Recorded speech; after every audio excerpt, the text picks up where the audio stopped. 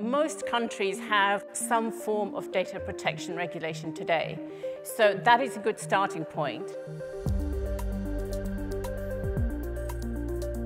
GDPR is the general data protection regulation.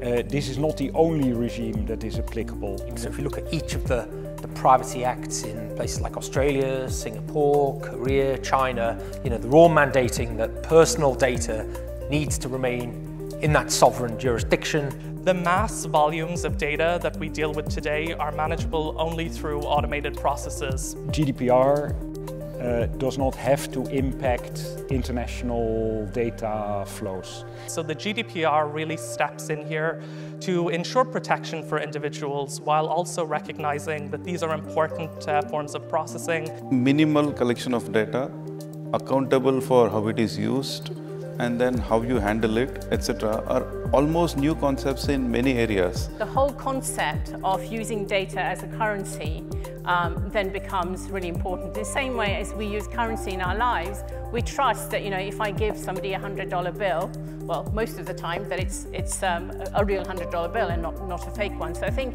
that trust transaction has to be part of this. The GDPR requirements, however, are going to have a profound impact on the way that we carry out these activities moving forward, and some of the methods we use today may not be appropriate after May 25th, so we need to look closely and understand the rules. When we think about regulation, particularly in the industry that we're in, we all go to technology first. We all think that technology can fix the problem, and we know that technology is not going to make you compliant. But it's quite an exercise we have to go through to ensure that our operations, our information sharing is compliant with GDPR. So you'll see DPIAs, Data Protection Impact Assessment, and a Privacy Impact Assessment.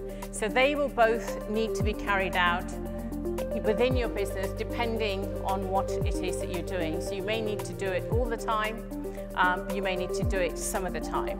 So what you're telling me, if I can use a rough, crude analogy, is you're changing your contracts with your different partners and suppliers in order to make sure that you can accommodate the clauses there that say this is how you get to treat the data, this is how you can do onward transfer, etc., etc. Yeah. Automated processing that evaluates, analyzes, or predicts personal aspects is permitted once you have complied with the GDPR requirements for that specific processing operation. The GDPR can't be implemented by a single person in an organization. Depending on who you are, so if you are a public body and you process large amounts of data, then it's mandatory for you to have a data protection officer. It has to be a holistic approach in which many parts of the organization are involved in.